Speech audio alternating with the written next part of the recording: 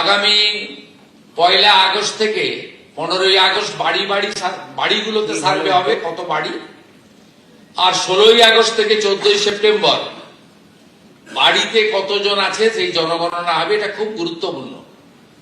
এবং ফেব্রুয়ারির শেষ দিন চূড়ান্ত জনগণনা শেষ হয়ে যাবে। এর ভিত্তিতেই কিন্তু আগামী দিনে ডিলিমিটেশনও হবে। এবারের জনগণনাতে উল্লেখযোগ্য দিক হচ্ছে সেলফ ফর্ম ফিল আপ করতে পারবেন এবং ডিজিটালি করা হবে। এটা নরেন্দ্র মোদীজির উদ্যোগে ভারত সরকার করেছেন। এবং জাতি জনগণনাও এবারে আছে, যেটা বিগত দিনে ছিল না। এটা ভারত সরকারের একটি বড় উদ্যোগ।